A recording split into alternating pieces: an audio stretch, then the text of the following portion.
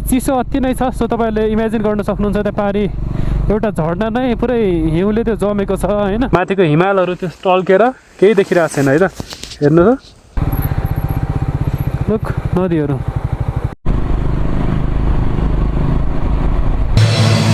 High everyone, welcome to my another vlog. आज चाहिँ म मनाङ जाँदैछु एक्लै। अनि बिहानै हिँडेको थिएँ, बिहानदेखि चाहिँ भ्लग स्टार्ट गरेँ होइन, भर्खर स्टार्ट गरेँ। यता भर्खर मैले ब्रेकफास्ट खाएँ यो आनन्दले। अनि बाइक चाहिँ यता छ, मेरो सामानहरू चाहिँ यहाँ छ यता। अब चाहिँ यताबाट एकछिनमा निस्किने। अब बेसी सहर पुग्नलाई अलमोस्ट कति आधी घन्टा जति टाइम लाग्छ होला, आधी घन्टा मेबी 1 घन्टा टाइम लाग्छ होला। 32 किलोमिटर छ यताबाट। बाइक यता रेस्ट गर्दैछ मस्तले। 3 दिनको राइड हो होइन, बाइक राइड मात्र। I will try to make एउटा सिङ्गल भ्लग, किनकि अलरेडी मैले मनाङको भ्लग बनाइसकेको छु। त्यसले गर्दा राम्रो राम्रो भ्यूहरू मात्र कलेक्ट गरेर बनाउँछु। सो यताबाट निस्किहालौँ है त, म तपाईँलाई भ्यू देखाउँछु।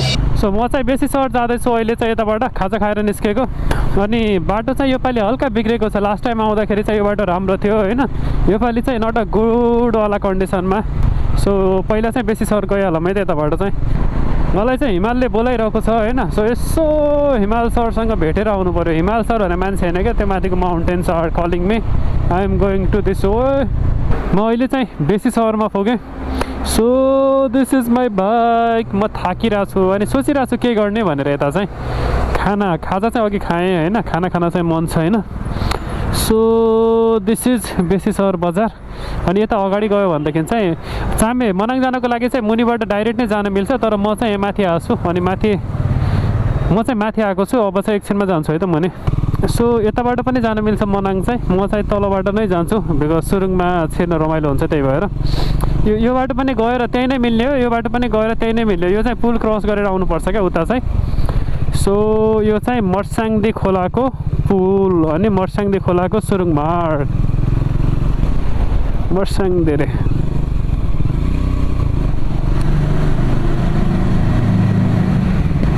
यो चाहिँ यति नै हो, सक्यो।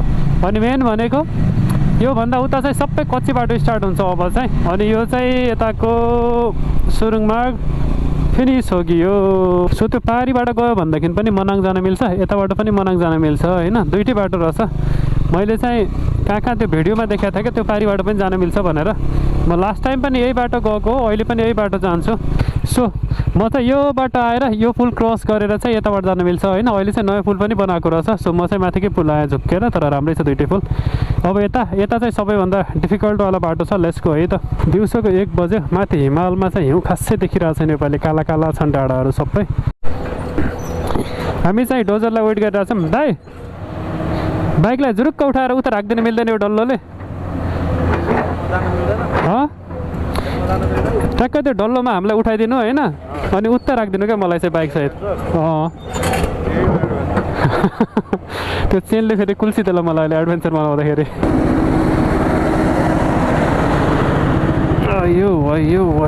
यो चाहिँ मेरो बाइक। म चाहिँ अहिले यो झर्नामा पुगेँ। यो झर्ना तपाईँहरूलाई थाहा छ आई थिङ्क।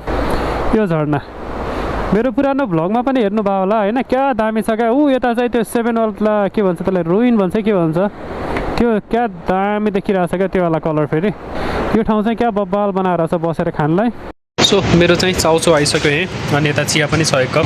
जाडोमा आएको बेला चाहिँ चाउचाउ सुपहरू खानुपर्छ क्या, मजा आउँछ। अनि अन्डाहरू हो होइन।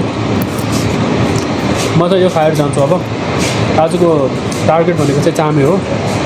चामे नजिकै छ, सो त्यसले गर्दा खासै डर छैन, बिस्तारै जाने हो। चिसो पनि त्यति धेरै छैन अहिले। त्यो त खाइरहेको छु बाहिर।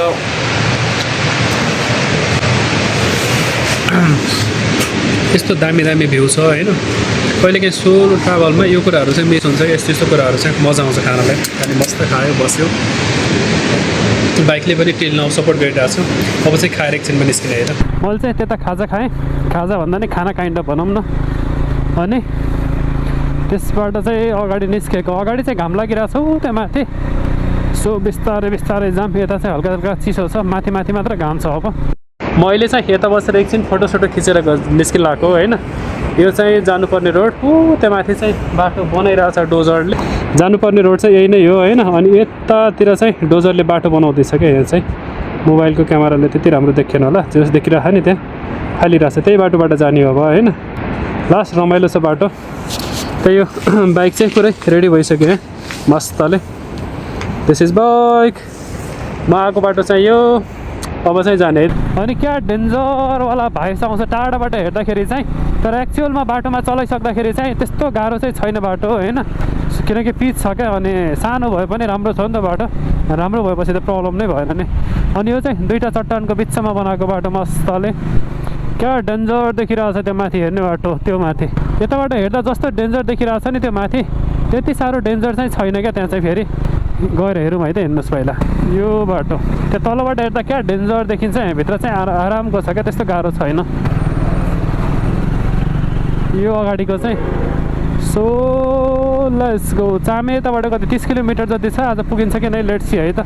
यो चाहिँ यताको बजारको नाम बिर्सेमा त्यो अर्को झर्ना देखिरहेछ होइन। यो बजारको नाम चाहिँ आई थिङ्क तपाईँहरूलाई थाहा छ होला, कमेन्ट गर्नुहोस् है त।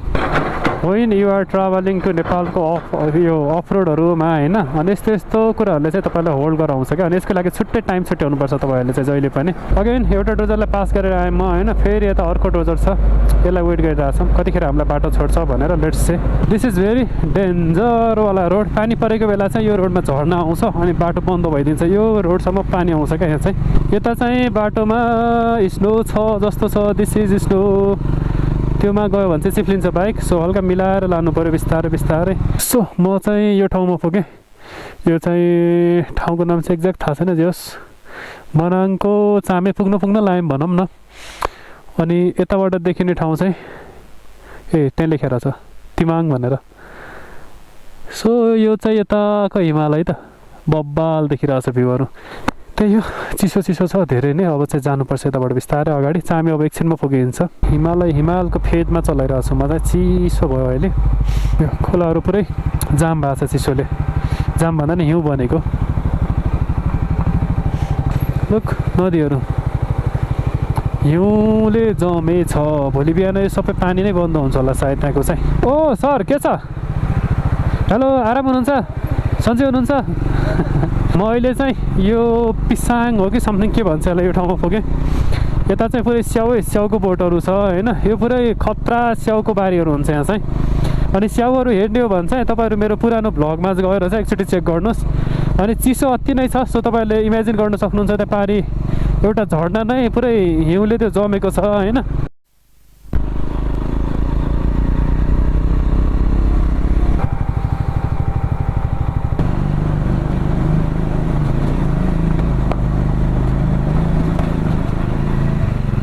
क्या बब्बाल डाँडाहरू देखिरहेको छ यहाँ। अनि सुनसान जङ्गल, एकान्त ठाउँ होइन। दिस इज काइन्ड अफ एउटा अर्कै लेभलको पिस हो क्या यो चाहिँ। दिस इज ह्याप्पिनेस, आनन्दले, no tension, nothing at all, chill पारामा। सो जानुपर्छ बिस्तारै, चिसो छ धेरै। This is my bike, this is road and this is view. यता चाहिँ हिउँ पनि परेको रहेछ। अनि यता पछाडि हेऱ्यो भनेदेखि नि बब्बाल डाँडाहरू छ। अहिलेसम्म कोही काहीँ मान्छे केही छैन, यता सुनसान आनन्दले। अनि यो बाइक चाहिँ अब जाने है। खोलाको ओल्लो पल्लो छेउमा पुरै हिउँ जमेको छ, त्यहाँ पनि बब्बाल छ भ्यूहरू। त्यस्तै गाइस जानुपर्छ अब एकछिनमा। क्या दामी देखिरहेको छ अगाडिको भ्यूहरू। पछाडि चाहिँ हिमाल छ, यता चाहिँ छैन, खास छैन, हिउँ छैन भनौँ न यता चाहिँ। अनि 4:30 भयो अहिले चाहिँ बेलुकाको। अनि मैले चाहिँ अब यता अगाडि कुनै ठाउँमा चाहिँ होटेलहरू छ कि हेर्नुपर्ने हुन्छ।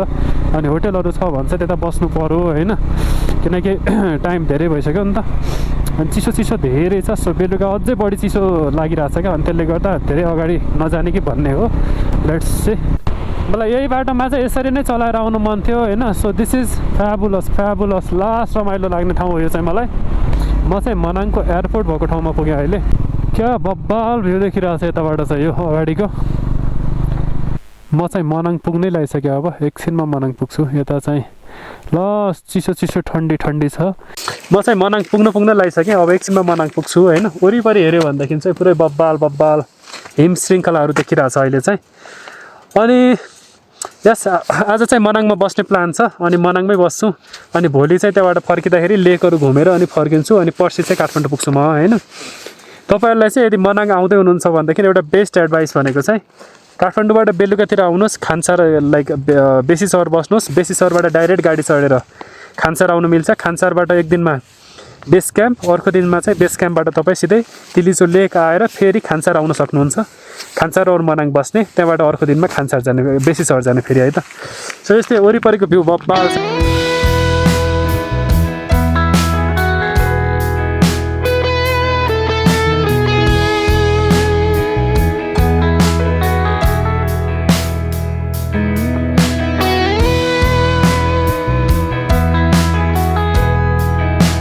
क्या बब्बाल बब्बाल भ्यूहरू छ। माथिको हिमालहरू त्यो टल्केर केही देखिरहेको छैन है त।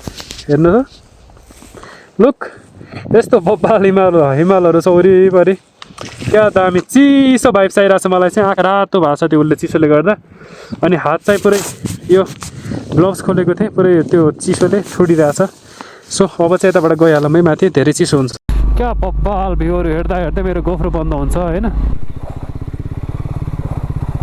म चाहिँ बाइकको गोप्रोले काम गरिरहेको थिएन, यता होटेलमा बसेको छु, खाना खाँदैछु यहाँ मस्तले अहिले यता।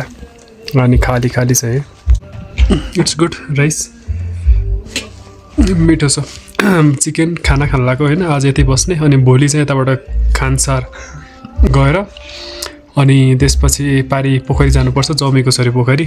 अनि तिलिचोमा अलरेडी गएको भएर नजाने, अनि घुमघाम गर्ने। अनि त्यसपछि ग्रिन लेकहरू कहाँ कहाँ छ सबै भ्याएर अनि भोलि चाहिँ त्यहाँबाट फर्किने प्लान छ। So the food is delicious. Okay, see you भोलि बिहान।